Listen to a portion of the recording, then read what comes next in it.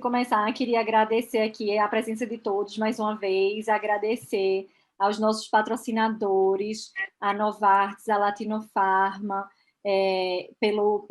por sempre nos apoiar, por estarem conosco desde o início da pandemia, e é realmente um prazer enorme tê-los todos aqui para falar sobre um tema muito relevante nos dias atuais, que é o filtro azul. Então, a gente vai pedir agora para passar aqui a vinheta da noite de hoje, em agradecimento aos nossos patrocinadores.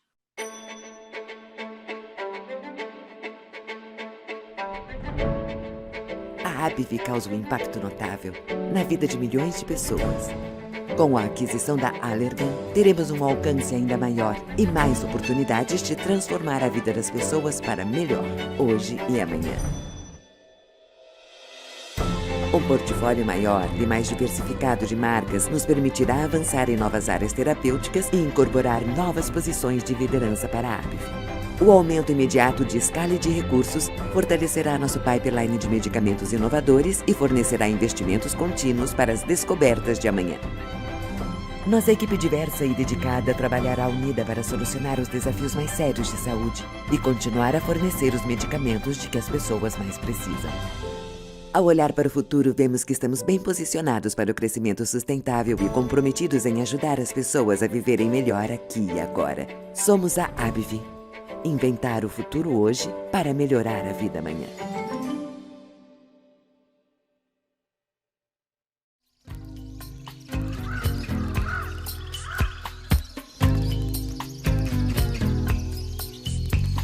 Nada do que foi será de novo do jeito que já foi um dia.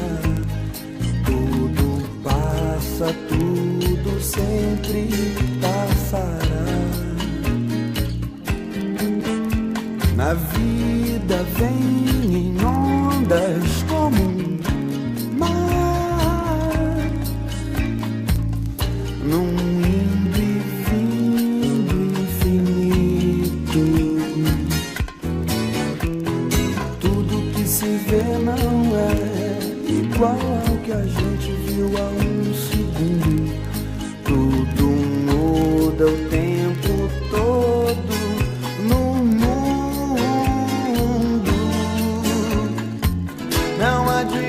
Fugir, nem mentir pra si mesmo agora. Há tanta vida lá fora, aqui dentro sempre, como uma onda no mar, como uma onda no mar, como uma onda no mar. Como uma onda no nada do que foi será de novo do jeito que já foi um dia. Tudo passa, tudo sempre passará. A vida vem em ondas como mar.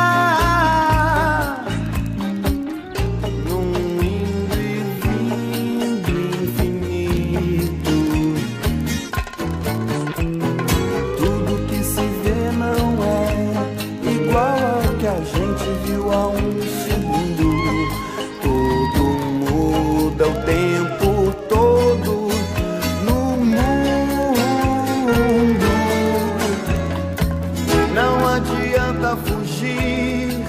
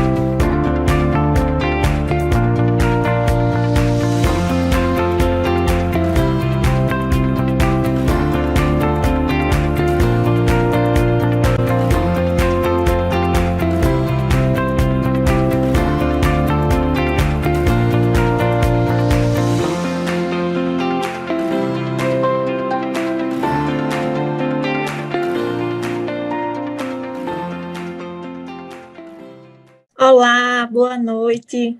Estamos iniciando agora mais um web update da Fundação Otino Ventura e do Hope.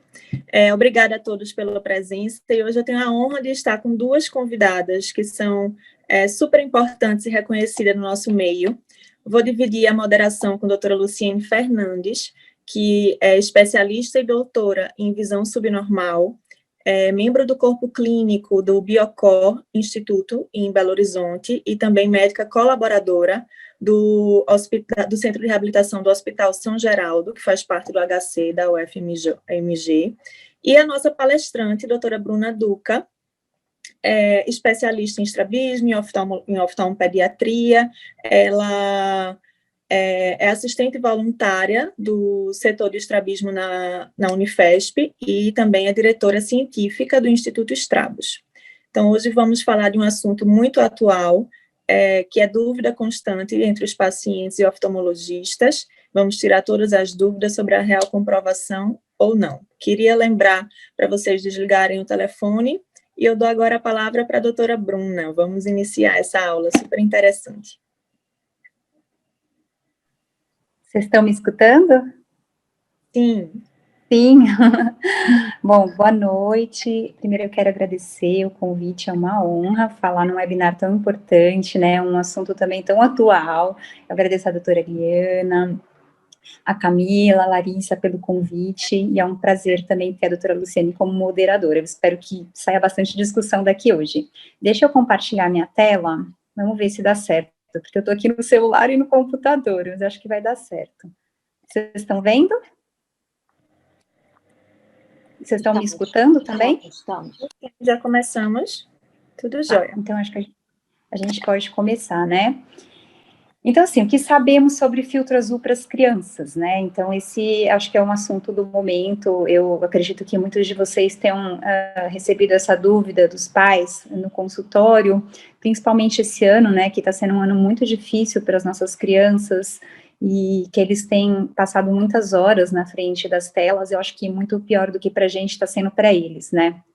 E assim, né, então, o que a gente tem visto é isso mesmo, né, as crianças, elas, muitas estão fazendo aula online, elas passam pelo menos umas 4 horas por dia na frente do computador, e além disso, os pais estão sem saber o que fazer, porque muitos têm que trabalhar de casa, fazer home office, e não tem com quem deixar as crianças, né, então, mesmo após ficar todo esse tempo na frente da aula, eles acabam depois pegando iPad, iPhone, isso está sendo uma preocupação muito grande, né. A gente tem esse update da Academia Americana de Psiquiatria da Criança e do Adolescente, né, esse update foi de fevereiro de 2020, né, no começo da pandemia, e aí eles mostraram que as crianças de 8 a 12 anos, elas passavam uma média de 4 a 6 horas por dia na frente das telas, né. E aí, essa é mais ou menos uma média, né, com relação à idade, né, eles coletaram dados dos anos anteriores, até 2019, né, sendo que os adolescentes, eles passavam maior tempo na frente das telas do que as crianças pequenas, né, mas depois que as escolas fecharam e começaram as aulas online, essa média de 4 horas e meia pulou, né, e agora chega numa média de 8 horas e meia por dia.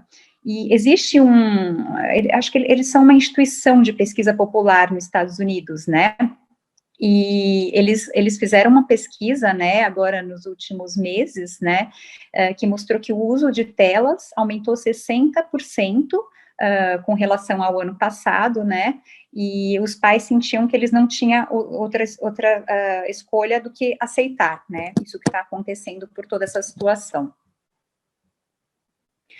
E aí, o que eu achei bem interessante, né, a gente tem todas essas recomendações da Sociedade de Pediatria, da Academia Americana, controlando o tempo de uso de tela nas crianças, né, mas eu achei que a Unicef, eles se posicionaram de uma forma muito bacana.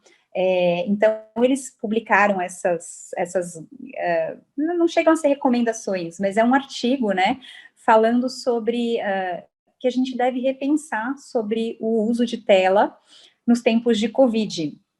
Então, eles, na verdade, são eles sugerem, né, algumas atividades que incluam o uso de telas, mas que sejam mais interativas, que façam as crianças se movimentar mais, que façam as crianças interagirem mais com os adultos, mesmo usando as telas. Então, acho que é legal, isso mesmo, talvez vocês sugerirem para os seus pacientes darem uma olhadinha nesse artigo da Unicef.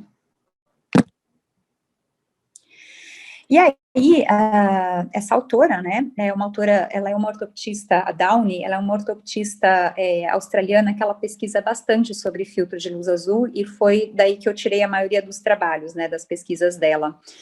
E ela mostrou, né, que nos últimos anos, né, de 2004, 2006 a mais ou menos 2016, né, aumentou muito o número de publicações,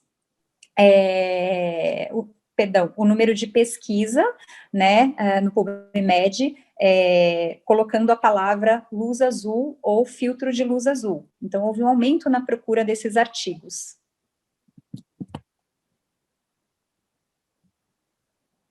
E quais são as fontes de luz azul que nós estamos expostos atualmente, né? Então, hoje a gente tem as luzes fluorescentes, as lâmpadas CFL, as lâmpadas de LED, TVs, monitores, smartphones, tablets, a luz azul está em todos os lugares, né? E principalmente nesses aparelhos eletrônicos, né, os smartphones, os tablets, a quantidade de luz azul é maior, porque todos esses aparelhos, eles têm um fundo de tela branca, que emite maior quantidade de luz azul. E aí surgiram os filtros de luz azul, né? E o que fazem esses filtros? Eles atenuam a transmissão de radiação UV e de luz de comprimento de onda curto visível para o olho. Na verdade, essas lentes, elas apresentam um cromóforo que absorve comprimentos de ondas menores, né? E a gente pode obter um efeito semelhante com o uso da película antirreflexo. Então, se a gente aplica a película antirreflexo na superfície anterior e posterior das lentes, a gente tem um efeito parecido com os filtros de luz azul, com a absorção da luz de comprimento de onda visível menor.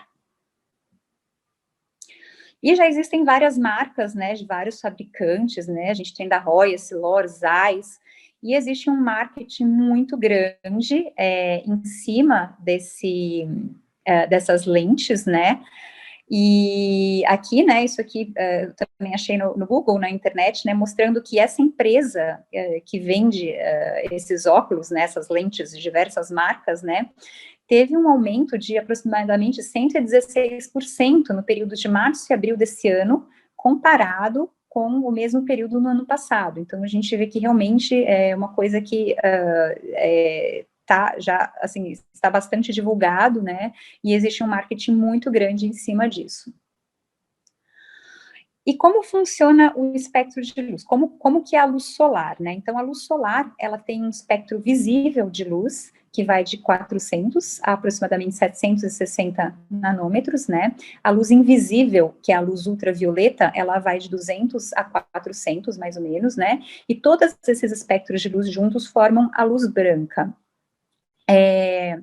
A gente sabe, né, que a luz, o espectro de luz que pode causar maior dano, né, nos olhos, ele é um espectro de luz de comprimento de onda menor, né, que vai normalmente de 400 a 500 nanômetros, e a luz azul está incluída nesse espectro.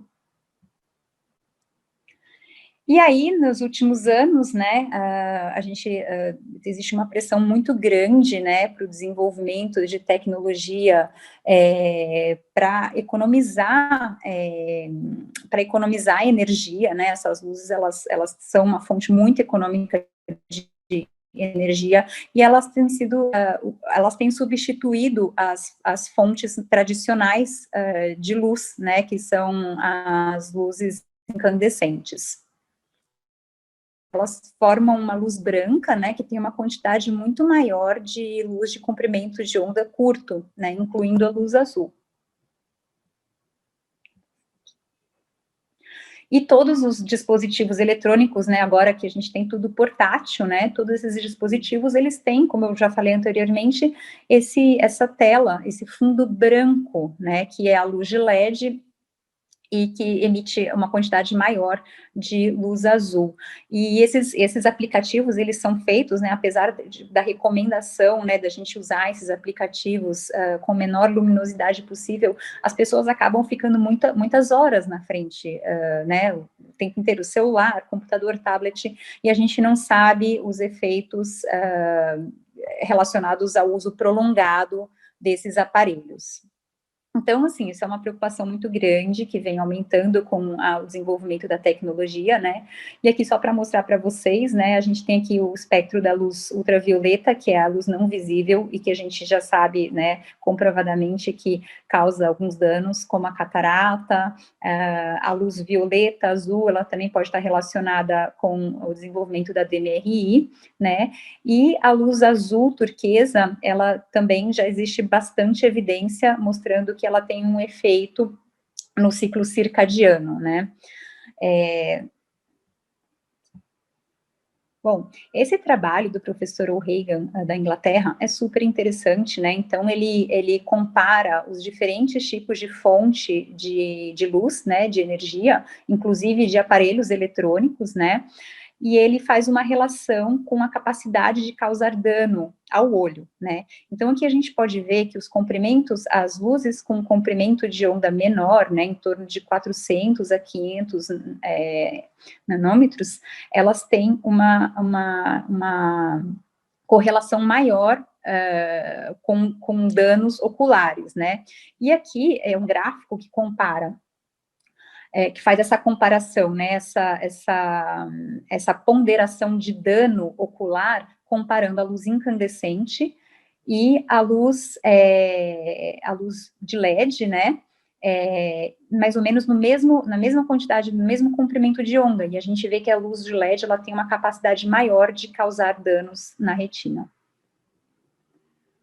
E aí, nesse trabalho dele, que foi muito interessante, né, ele mediu a luminância, né, da exposição natural à luz no verão e no inverno na Inglaterra, e ele concluiu que essa quantidade de luz, ela chegava somente a 10% no verão e 3% no inverno, alcançando somente essa porcentagem do limite de exposição. Esse limite de exposição, ele está nos guidelines, né, que já estão publicados já faz muito tempo, né, então mostrando que mesmo a luz natural, ela chega somente a, no máximo, 10% do limite de exposição. As lâmpadas domésticas, né, incluindo os LEDs, eles podem chegar de 10% a 20% desse limite de exposição. E as telas brancas, apesar de terem níveis maiores de luminância e radiância de espectro de luz azul, né, só para mostrar aqui para vocês, a gente pode ver, né, ele comparou diferentes tipos de aparelhos eletrônicos e aqui a porcentagem de limite de exposição, vocês podem ver que é bem baixa. Então, né, mesmo esses aparelhos apresentando essa tela branca, tem maior quantidade de luz azul, eles não chegam a porcentagem muito alta do limite de exposição. E ele concluiu, né, que mesmo sob condições extremas de visualização a longo prazo, nenhuma das fontes avaliadas sugeriu um motivo de preocupação de saúde pública. Então, existe aí um discurso bem alarmista, né, principalmente da indústria que produz, né, dessas lentes, e eles acabam apelando para isso, né, para esse perigo do uso dos eletrônicos, quando que, na verdade, esse estudo comprovou, que é um estudo super importante, comprovou que não, né. E quais são os benefícios da luz azul? A luz azul, ela regula o ritmo circadiano, né, então ela aumenta o estado do alerta, ajuda a memória e a função cognitiva, ela tem um efeito no humor também, né, e em crianças, como a gente já sabe, né, a exposição à luminosidade, ela ela tem um efeito no crescimento e desenvolvimento do olho e da visão. E quais os danos causados por essa luz? Bom, o olho, ele absorve diferentes comprimentos de onda, né? Mas ele não absorve todos os comprimentos de onda. A córnea, ela absorve de 300 a 400 nanômetros, E o cristalino, com a idade, quando ele fica mais opaco, né, com a formação da catarata, ele acaba absorvendo uma maior quantidade de luz azul, né? Então, com essa observação, né, e as nossas crianças, será que elas têm um risco maior de danos à retina do que os adultos? Então, teoricamente, sim, né, porque o cristalino jovem absorve uma menor quantidade de luz de comprimento de onda curto do que a lente adulta, permitindo que essa luz azul, ela alcance a retina, né. Então, essa também é uma preocupação, né, que eu acho que vem muito dos pais, né, porque essas crianças, elas estão expostas desde pequenas, e por quanto tempo elas vão ter essa exposição, se o cristalino delas não absorve essa quantidade de luz azul. Bom, existem vários trabalhos, né, mostrando o efeito da luz azul diretamente nos olhos, né, e aí eu escolhi esse trabalho aqui chinês, de 2018, porque ele fez uma seleção dos trabalhos que mostram, né, o efeito da luz azul nos olhos. Na córnea, né, então existe evidência de que a luz azul causa dano oxidativo e inflamação, levando a sintomas de olho seco. Esse outro autor, ele demonstrou o efeito da fototoxicidade diretamente na córnea, né? Existe um trabalho também falando sobre o estresse oxidativo, levando ao surgimento de catarata, né? Ainda que, mesmo comprovadamente, a gente sabe que são os raios UV que contribuem mais para a formação da catarata, e principalmente na retina. Então, existem 3 mecanismos com que a luz azul pode levar ao dano nos fotorreceptores, tá? Primeiro, né, um efeito fototóxico, que ele é causado por um efeito degenerativo, que leva a alterações morfológicas das células da retina, causadas pela luz azul. O segundo mecanismo seria uma estimulação de liberação de substâncias inflamatórias, né, causando um dano da barreira hemato-retiniana, né, e o mecanismo principal, que é o que a gente mais ouve falar, né, é o estresse oxidativo, né. Então, a luz azul, ela leva a um maior depósito de lipofuxina, na verdade, a luz azul, a absorção da luz azul, ela leva à liberação de radicais livres, levando a maior depósito de lipofuxina, que já ocorre naturalmente com a idade, né? E aí, a luz azul, ela é responsável, ela tem participação no surgimento da DMRI. Bom, a gente sabe que a luz azul com comprimento de onda entre 400 e 440 nanômetros, ela pode ter um efeito, sim, nas células da retina, né? E esse mecanismo, ele é chamado de clareamento fotorreverso. Ele é o mecanismo da liberação dos radicais livres, né? Então, o que acontece? A luz azul, ela favorece o aumento da absorção de fótons pelas moléculas de rodopsina, e isso aumenta a produção de radicais livres, levando a um acúmulo de lipofuxina na retina. E o aumento da lipofuxina prejudica a absorção de nutrientes pelos fotorreceptores, aí a gente acaba tendo a DMRI, né? Só que esses trabalhos, todos esses trabalhos que a gente viu, eles são todos em animais, né, e em animais de hábitos noturnos, e muitos desses trabalhos também são em células in vitro. Então, não existem estudos em humanos mostrando os efeitos da luz azul e associando a luz azul com a DMRI. Tá? Então, isso tudo, claro, né, existem estudos mostrando, mas são em animais e in vitro. A gente tem esse trabalho aqui mais recente, né, também, que foi um estudo grande, né, que incluiu quase 400 olhos, né, um estudo da Ophthalmology, e em pacientes em que foi colocada lente intraocular com filtro de luz azul e sem filtro de luz azul, e eles acompanharam esses pacientes por 1 ano para saber se existia alguma progressão ou surgimento de DMRI, né. E aqui, a conclusão do estudo é que realmente não houve diferença, né, mas também esse estudo, ele foi um estudo que não foi a longo prazo, né, então isso talvez seria uma evidência, um estudo em humanos, né, mas a conclusão foi que não houve diferença.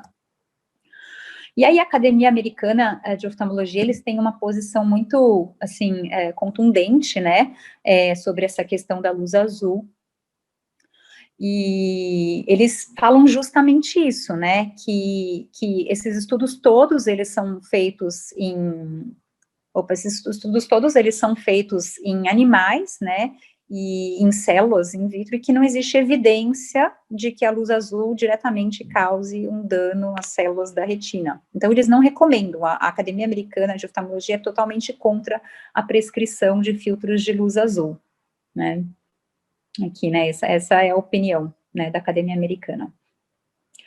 Agora, sim, no ciclo circadiano, existe sim um efeito direto da luz azul, né, e o que acontece, né, existe 1% das células ganglionares da retina, elas são células que contêm um pigmento chamado melanopsina, e essas células são chamadas células ganglionares intrínsecas fotossensíveis. Então, essas células, elas vão absorver a luz azul, e elas estão diretamente ligadas com a parte do cérebro que é responsável pelo controle do ciclo circadiano.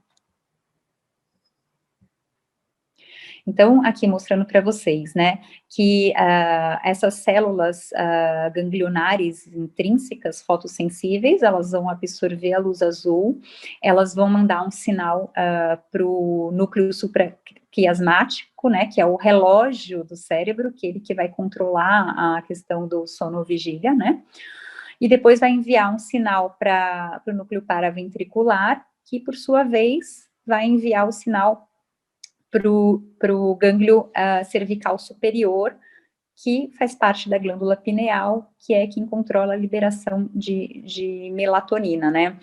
Então, a melatonina, ele é um hormônio que controla o ciclo circadiano, e a produção da melatonina, ela é muito maior durante a noite, e ela reduz bastante durante o dia, né, com a luminosidade. Então, aí já tem, isso já é, assim, já existe muita evidência, né, mostrando que o uso de luz azul próximo à hora de dormir causa uma supressão na produção da melatonina e causando um efeito atrapalhando, né, o ciclo sono-vigília. Então, as pessoas acabam ficando mais despertas, né, usando telas à noite. E a astenopia, né? Então, hoje em dia, a gente tem o que a gente chama de Computer Vision Syndrome, que é a síndrome da visão do computador, né? E que nada mais são do que os sintomas de astenopia, né? Esse trabalho aqui, de 2011, né, ele mostra que entre 64% e 90% dos usuários de computador referem sintomas visuais, né, como fadiga ocular, dores de cabeça, desconforto ocular, olho seco, diplopia, embaçamento, né, e que podem estar relacionados ao uso dos computadores e telas. Mas a gente não pode esquecer, né, que os sintomas de astenopia, eles são multifatoriais, então, eles não são somente causados pelas telas, mas podem ter outros fatores associados, como alterações da visão binocular, algum tipo de estrabismo, erros refrativos não corrigidos, presbiopia, disfunções do filme lacrimal, e tudo isso pode também levar a sintomas de astenopia, né, não é somente o uso das telas. E é justamente o que a Academia Americana fala, né, sobre esse assunto. Eles são contra, né, o uso da lente com filtro azul para atenuar os sintomas da astenopia, né, e eles falam que que esses sintomas nada mais estão relacionados com o uso errado das telas, né, com o uso excessivo das telas, né. Então, eles falam assim, né, da mesma forma que o sono pode ser melhorado com um uso adequado das telas, né, sem, assim, a gente ter que usar essas lentes filtrantes, né, e os sintomas de astenopias, eles também podem ser controlados de outras formas, né, não com o uso dessas lentes.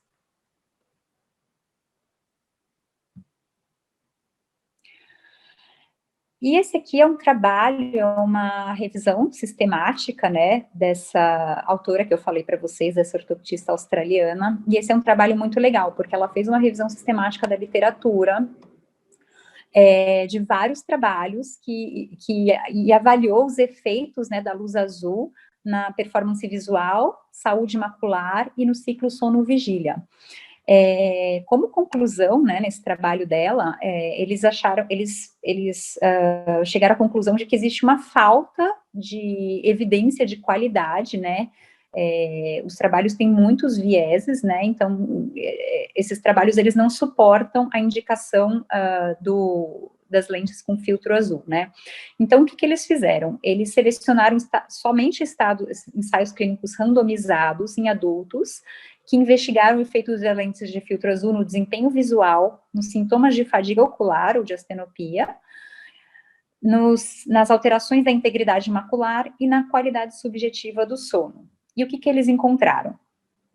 Eles só encontraram 3 estudos, né? E mesmo assim, esses estudos possuíam algumas limitações no seu desenho ou implementação do estudo. Esses estudos tinham vieses, tá? E quais foram os estudos? Então, um dos estudos comparou o uso de lentes com filtro azul versus lentes simples, né, com relação à sensibilidade ao contraste e à visão de cores. E aí não houve diferença observada entre os diferentes tipos de lentes, né. Esse segundo estudo, ele fez uma medida na frequência de difusão crítica, que é uma medida que mostra o índice de fadiga ocular, tá. Fechar aqui? Peraí. Tudo bem? Essa frequência de difusão crítica, na verdade, nada mais é que uma luz, é a frequência com que uma luz oscilante, né, uma flicker light, uma luz oscilante, é vista de forma contínua, né, então isso é um índice de fadiga ocular ou de astenopia, né. E aí houve uma menor mudança negativa na medida de frequência de difusão crítica entre os grupos de alto e baixo, os grupos com filtro de alto e baixo bloqueio da luz azul, indicando menor fadiga naqueles que usaram o filtro com maior bloqueio da luz azul, tá? Então, e nesses 2 estudos, né, que eu acabei de falar, né, eles também compararam os sintomas subjetivos, né, da fadiga ocular. Eles compararam com uma escala, que é uma escala de Likert, e não houve diferença entre os 2 grupos. Um terceiro estudo relatou uma pequena melhora na qualidade do sono em pessoas com insônia, né, após usar a lente de filtro de luz azul. E eles não encontraram nenhum estudo investigando os danos ou alterações na função macular que atendia os critérios de inclusão do trabalho deles, tá? Então, na verdade, assim, a única alteração que eles encontraram foi essa alteração na frequência de difusão crítica, né, e também nos sintomas de fadiga ocular e da qualidade do sono.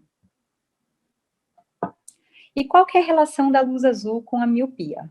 Bom, então, assim, ainda não existe, né, nada comprovado, né, mas existem estudos em animais, esse estudo de Folds e colaboradores em 2013, né, eles causaram miopias em pintinhos com luz vermelha, com exposição à luz vermelha, e após a exposição direta de luz azul, né, de luz de comprimento de onda curto, esses pintinhos, eles tiveram uma regressão da miopia, os olhos ficaram hipermétropes. E a mesma coisa, né, esses outros autores também, eles concluíram que a luz azul interferiu na progressão da miopia, causada por um defocus periférico, né, que foi uma miopia induzida por uma lente, né, em porquinhos da Índia com alta miopia e membrana dicoroide. Então, assim, estudos em animais mostram que a luz azul, teoricamente, causaria uma regressão. Vocês estão me escutando, gente? Acho que sim. Então, né, que aqui apareceu uma mensagem para mim. Então, que assim, em animais, né, a luz azul causaria uma redução na progressão da miopia, né, mas isso é em animais, tá? Esse outro estudo aqui é super interessante, né? A doutora Luciane que me mandou esse estudo, eu achei muito bacana. É um estudo que compara os diferentes tipos de lâmpada usados por crianças, e eles correlacionaram esses tipos de lâmpadas com o surgimento ou a progressão de miopia, né? Então, foi um estudo em 2.000 crianças, tá? E aí, eles chegaram à conclusão, na verdade, foi um estudo transversal, tá? Feito por meio de questionário e por uma avaliação desses pacientes com autorrefrator e a medida do comprimento axial. Então, assim, os pacientes que usavam a luz de LED para estudar, eles tinham um equivalente esférico mais míope do que os pacientes que usavam outros tipos de lâmpada, né? E a mesma coisa aconteceu com o comprimento axial. O comprimento axial era maior nas crianças que estudavam com a luz de LED com relação aos outros tipos de luz, tá? Mas esse estudo ele tem algumas limitações, né? Então, uma das limitações é o viés de informação. Então, eles perguntavam aos pais qual era o tipo de lâmpada usado. Então, eles não podiam ter certeza de que se realmente era LED ou se não era LED. É um estudo transversal, então ele não consegue determinar uma relação causal, né, do tipo de luz com o surgimento ou desenvolvimento da miopia. E os participantes eram adolescentes com uma faixa etária muito limitada, né, 13 a 14 anos, então a gente não sabe como seria esse efeito em pacientes em outras faixas etárias. Existem outros estudos também, né, sobre o efeito das lentes de filtro azul com relação à progressão da miopia, né, e também com efeito na astenopia em jovens, né. Então, esse foi um estudo chinês também, de 2017, foi um estudo randomizado com 60 pacientes, e eles fizeram um follow-up de 1 ano nesses pacientes e avaliaram sensibilidade ao contraste, avaliaram vários parâmetros da acomodação e aplicaram um questionário sobre astenopia e efeitos colaterais dessas lentes, né, ao longo de 1 ano. Uma coisa, né, nesse estudo, apesar de ele ter sido um estudo randomizado, ele não foi um estudo cego, porque existe uma diferença aparente entre os óculos com o filtro azul e sem o filtro azul. As lentes com o filtro azul, elas são mais amareladas, então esse estudo ele não era cego, tá? Os pacientes, eles sabiam que eles estavam usando. E aí, com relação à refração e o comprimento axial, não houve uma diferença, né, entre os dois grupos. Com relação à sensibilidade ao contraste, né, na claridade, a sensibilidade ao contraste foi maior para as frequências baixas e médias, numa situação com glare, tá? Então, foi maior no grupo com o filtro, e na escuridão, com o sem glare, não houve diferença entre os grupos. Na medida dos parâmetros da acomodação, houve uma melhora nas crianças que usaram o filtro azul, e essas crianças que usaram o filtro azul referiram menos sintomas de astenopia com relação às outras crianças que não usaram. Mas, assim, repetindo, esse estudo, ele não é cego, né? Então, as crianças, elas sabiam que elas estavam com um óculos de filtro azul. Então, isso talvez seja um viés muito importante, tá? Mas tem outros trabalhos que mostram, tem uma evidência de que há uma melhora da astenopia com o uso desses óculos.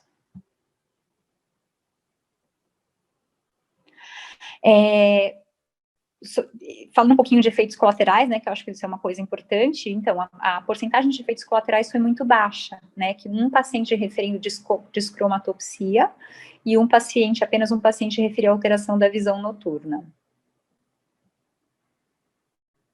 E aí a gente tem vários outros trabalhos que estão em andamento, né, tem esse outro trabalho que ele tem a previsão de ser concluído em março de 2021, acho que esse trabalho vai ser um trabalho bem importante, né, é um estudo intervencional com mais ou menos 150 pacientes, né, e aí eles vão estudar se realmente os filtros de luz azul têm algum efeito na progressão da miopia em crianças de idade escolar. Tá? Então, assim, já tem vários estudos em andamento, então isso eu acho que é uma coisa que em breve a gente vai saber.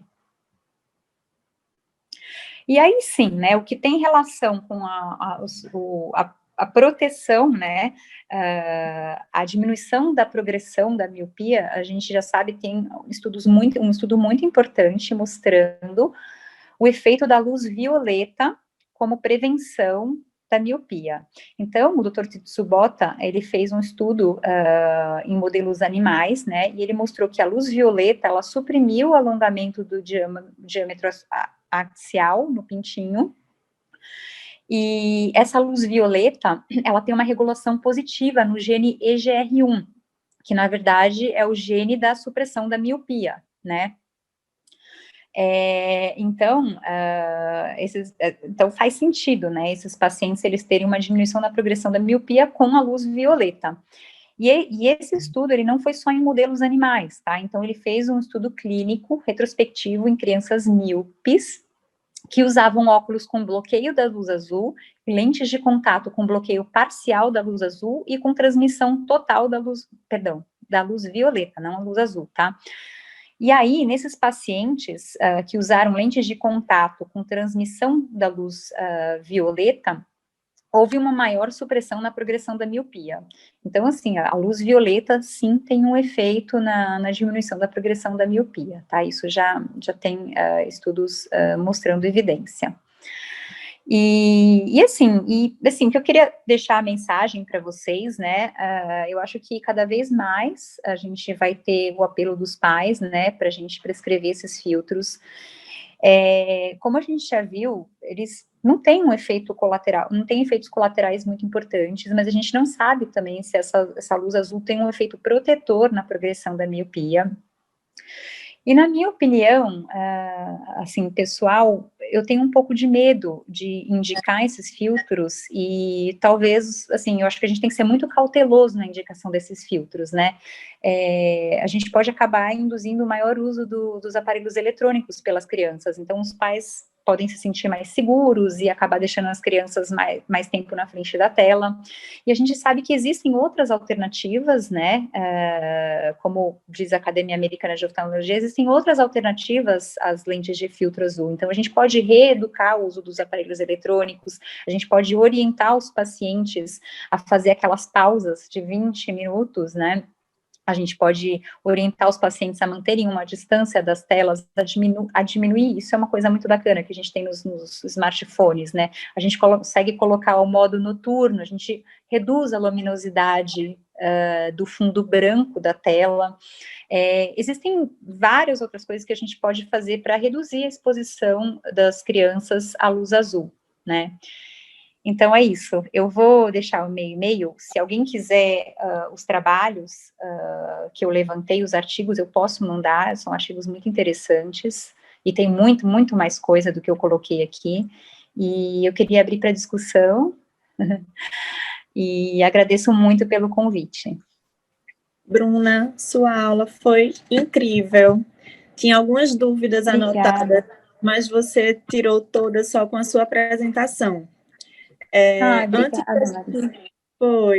Antes da gente começar a tirar algumas dúvidas, doutora Luciene, a senhora quer comentar alguma coisa? Então, inicialmente, boa noite a todos, né? Na pessoa da doutora Liana, agradeço o honroso convite. É uma honra estar participando dessa live. Achei o tema, assim, como disse a Bruna, bem atual. Todos, hoje, no consultório, muito frequente as pessoas, os pais estarem questionando, ou mesmo os adolescentes, né? Parabéns, Bruna, sua apresentação foi excelente, você deixou pouca coisa mesmo para a gente estar falando, mas é isso que você comentou no final, eu acho muito importante, assim, antes de nós pensarmos no filtro para a luz azul, essa mudança de hábito mesmo, né? Porque às vezes as pessoas acham que estão com a proteção do filtro, com o filtro azul, o bloqueio da luz azul, pronto, pode usar à vontade os eletrônicos, né? E, então, é muito importante, principalmente nas crianças até os 10 anos de idade, a gente tentar diminuir o uso do eletrônico. Eu tento trabalhar, ao invés do celular, passar para o computador, né? Então, são aspectos que devem ser abordados antes de nós pensarmos na prescrição do filtro para a luz azul, né? Então, como diz Bruna, nós temos assim, muitas dúvidas a respeito, e foi acho que vai ser interessante as perguntas aqui, né? E é um tema atual, tem muito a ser descoberto, a ser discutido, né? Essa questão da luz violeta, então, assim, principalmente o paciente está usando atropina, então eu acho que nós temos que ter a cautela da prescrição do filtro azul, porque se ele inibe a luz violeta, né, que é importante para inibir a progressão da miopia, então nós temos que ter esse cuidado nessa prescrição. Então, eu acho que a prescrição desse filtro, ela vai depender muito da história clínica do paciente, né? Então, nós temos que estar atentos àquilo que realmente incomoda e o que nós queremos alcançar com a prescrição desse filtro da luz azul. Então, é muito importante conversar com os pais, conversar com as crianças. Interessante, ontem eu atendi uma adolescente de 13 anos, e ela com uma cefaleia já sob investigação, já fez topografia, já fez tudo, e nada, tudo normal. E eu estava conversando com ela falou que usa no mínimo 8 horas fica no computador no mínimo, ou no celular, no mínimo 8 horas por dia, e que não vai mudar isso, né, a vida dela, então você que se vira para resolver meu problema. Então, foi muito interessante, a gente tentou conversar, né, a Academia Americana sugere aquele 20-20-20, a cada 20 minutos você descansar o olho olhando para longe, né, por 20 segundos, para tentar relaxar. Então, eu procuro orientar isso ao paciente, e realmente nós temos que discutir com cada paciente para saber a real indicação, porque além do filtro, tem um valor, ele é oneroso às vezes para o paciente, então tem que justificar a sua prescrição. E eu acho que tem um dado interessante também, que eu vi que eles reduzem a sensibilidade escotópica até 8%, né? Então, pacientes, principalmente eu que trabalho com baixa visão, o paciente ele pode ter uma dificuldade na adaptação claro-escuro aí, né? Esses pacientes com glaucoma, com neuropatias ópticas em geral, que já tem uma baixa sensibilidade à luz, né? Então, é importante nós estarmos atentos a isso. Eu tive a oportunidade, eu e a Bruna conversamos, de estar lendo alguns estudos que ela viu também, né, sobre a visão de cores, porque a princípio acredita-se que ele bloqueia, por isso que é o filtro, e não o bloqueio, né, em torno de 10% a 23% da luz, né, azul. Então, ele altera pouco na percepção de cores, e os estudos não mostram alteração do contraste, e a melhora na sensibilidade ao contraste, na baixa e média frequência espacial, isso é muito interessante para você melhorar a qualidade da visão, né? Então, é mais um aspecto que deve ser lembrado também ao discutir isso com o paciente. Eu acho que seria interessante, talvez, nós passarmos para as perguntas, né? Isso, ótimo. Começando por a primeira pergunta, que foi de Kátia, ela perguntando nos pacientes, nos bebezinhos que nascem com icterícia e fazem a fototerapia, essa luz azul do LED, não atrapalhando a visão do bebê, porque ele usa o oclusor, mas o adulto que está acompanhando a criança 24 horas por dia, tem alguma lesão visual? Essa luz é benéfica ou não para o adulto? Você quer responder, Bruna? Assim, eu não sei dizer, tá? Mas, assim, eu imagino, por ser uma luz artificial, ela deve ter uma quantidade menor, né, do que os limites de exposição de luz azul. Então, eu acho que, e também porque o tempo de exposição não é prolongado, né? Exato. Então, eu acredito que não, mas interessante a pergunta, eu vou até buscar na literatura, mas eu não sei responder. É interessante que a criança mesmo, como disse, ela sempre está protegida, né? Eles usam o oclusor para proteger. E o adulto é um tempo curto, eu acho que esse tempo é menor. Mas se nós, eu já li alguns estudos falando a respeito do dentista, que usa muito por um tempo prolongado, ele tem uma redução da sensibilidade ao contraste, da percepção de cores. Então, eu acho que isso aí realmente está relacionado mais com o tempo de exposição. Isso. A outra pergunta foi de Camila, ela perguntando se existe algum óculos já que que facilita a entrada de luz violeta. Então, foi muito interessante, nós estávamos conversando, quem participou do Simpósio Internacional de Miopia, né, o Dr. Jansenian, ele está desenvolvendo os óculos, porque, segundo ele, em Bangkok, não tem a luz, os pacientes ficam muito em ambientes internos, e nós sabemos que em ambiente interno, as luzes, né, tanto de LED, a fluorescente, A luz violeta é baixa, né? Então, para evitar a progressão da miopia, ela seria insuficiente. Então, ele está desenvolvendo esses óculos. Eu até busquei, né, para ver se eu tinha alguma mais informação a respeito dele, mas a previsão é de ser lançado em 2021 a 2022. Então, nesse momento, eu desconheço, não sei se a Bruna conhece, mas existe essa proposta do Dr. Janssen de ter os óculos para liberar a luz azul de tempos em tempos, como se o paciente tivesse, já que ele não tem, né, em seu país a possibilidade de estar em ambiente externo, levaria a luz azul até a sua casa.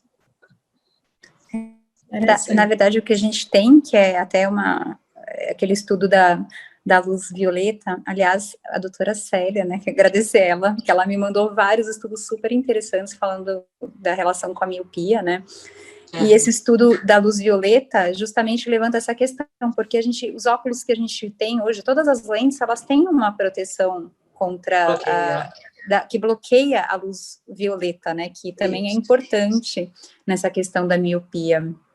Exato. Então, acho que, então também, isso é uma preocupação, né, que a gente não se expõe à luz violeta.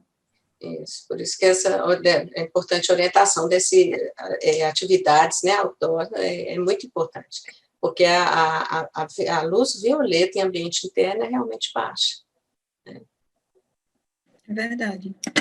Outra pergunta foi dizendo que alguns oftalmologistas falam que os idosos gostam muito do filtro azul, porque dá mais conforto. Isso realmente acontece? Olha, na minha experiência, né, os pacientes, eu tenho alguns pacientes que gostam da luz azul, do filtro azul, né? Às vezes a gente usa no computador aquele vídeo filter, que também é um azul bem clarinho. Então, na verdade, é mais naqueles pacientes que têm uma fotossensibilidade, às vezes eles se beneficiam, sim, né? Não muito escuro, seria o azul claro, não é o mesmo, não seria a mesma tonalidade que nós usamos numa distrofia de cones, por exemplo, que nós usamos azul cobalto, né? Mas seria um azul mais claro no sentido de estar quebrando um pouco a luz visível. Bruna, você tem alguma experiência, Bruna, a respeito? Não, eu não tenho pacientes idosos. É verdade. Eu também não vejo quase nenhum. Quase nenhum.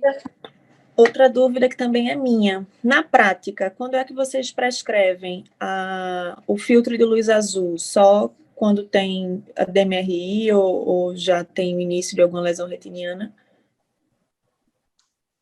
Olha, dentro da literatura pesquisada, o que a gente tem de mais seguro para prescrição, para uma indicação do filtro da luz azul, seria nos casos das queixas de astenopia digital, né, como a Bruna apresentou. Então, quando o paciente realmente ele usa um tempo, ele trabalha na frente do computador, que ele precisa de um uso mais prolongado, e ele tem a queixa, né, de astenopia, às vezes cefaleia associada, cansaço, irritabilidade, às vezes tem mudança de humor mesmo, né? A gente vê irritabilidade mesmo do paciente diante da tela excessiva. Então, nesses casos, eu uso. Eu não, de uma maneira geral, não prescrevo filtro para luz azul para criança até 10 anos, eu acho que o sistema visual está em formação, não é hora de ficar o uso excessivo de eletrônicos, eu prefiro tentar trabalhar com a família e com a criança a mudança de hábitos, então não é minha rotina prescrever. Então, a partir dos 10 anos, de acordo com a queixa, de acordo com a necessidade, o tempo de uso, aí isso é avaliado para cada caso, aí eu prescrevo sim. Mas minha principal indicação para esse filtro é a astenopia digital. Né? Às vezes, você já deve ter tido experiência, hoje chego no meu consultório, muitos adolescentes já usando melatonina, né? Eles usam demais em excesso o computador, compram melatonina e estão usando para dormir, porque não conseguem dormir, né? Então, a gente dá aquela orientação de 2, 3 horas antes de dormir, desligar o celular, tudo isso é quase que impossível para os jovens, né? A gente sabe disso. Mas a gente faz a nossa parte, a gente tenta. Mas a minha principal indicação realmente é para a astenopia digital, e acho que tem mais estudos que confirmam um efeito benéfico nesse caso, né? Eu Você quero acha, Bruna? parabenizar aí a vocês, gente. Que tema lindo e rico e tão atual.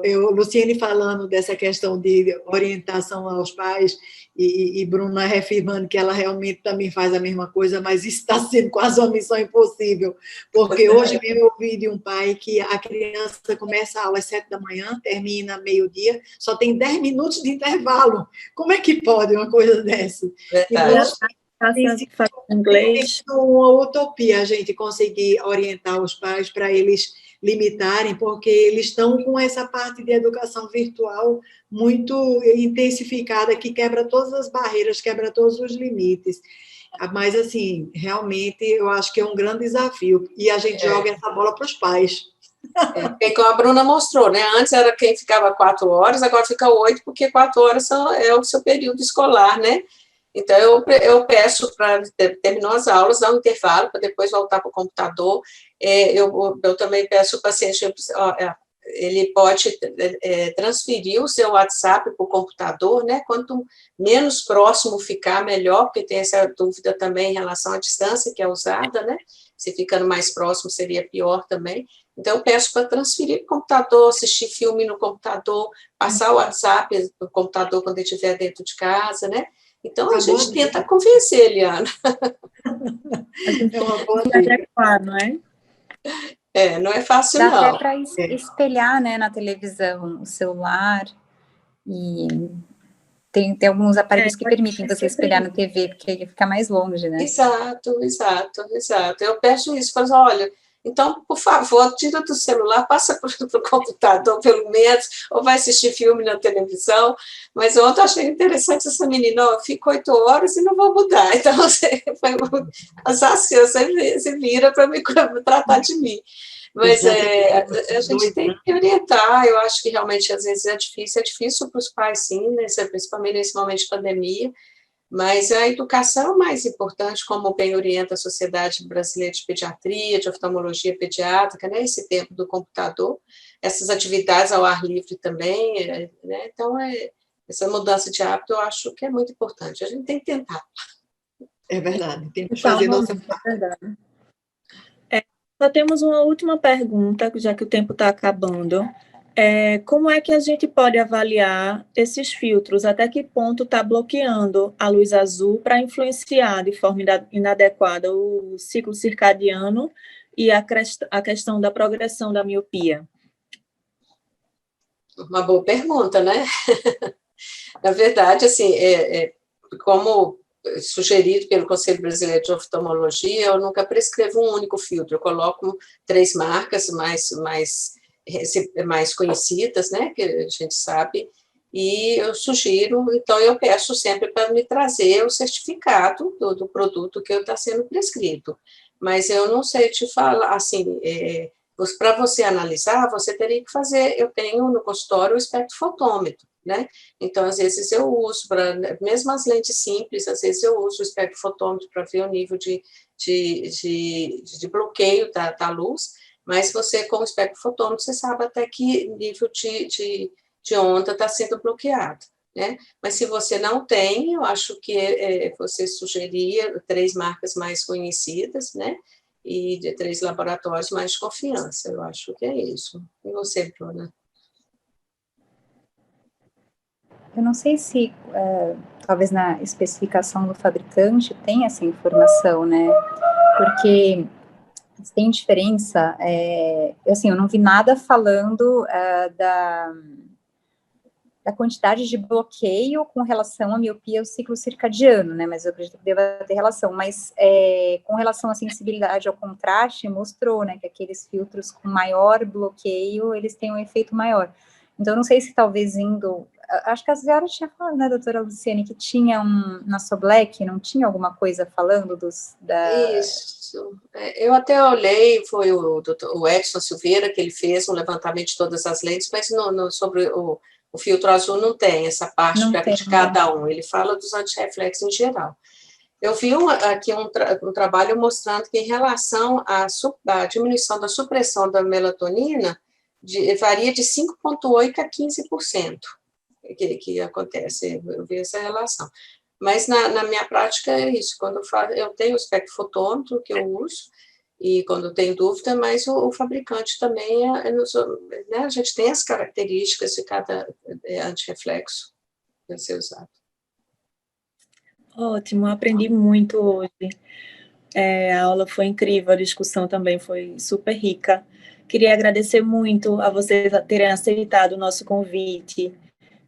Também queria voltar a agradecer aos nossos patrocinadores, a Allergan Novartis e a Latinofarma. E vamos agora fazer a prática no consultório, né? Terminamos com a comprovação, não é isso que eu posso dizer, mas que não é tão indicado esse filtro de luz azul, mas vamos para a experiência de cada um. Muito obrigada. Acho que nós trouxemos muitas dúvidas aqui, né? Mas eu acho que isso que é interessante, porque as pessoas estão prescrevendo como se fosse uma coisa natural. Então, assim, tem indicação, qual caso que é indicado, né? E acompanhar, porque os estudos estão mostrando aí que não é bem da forma que os fabricantes nos apresentam, né? Então, discutir com cada caso, a Bruna apresentou muito bem os estudos, então tem muita coisa aí a ser respondida. Então, nós trouxemos aqui mais dúvidas, né?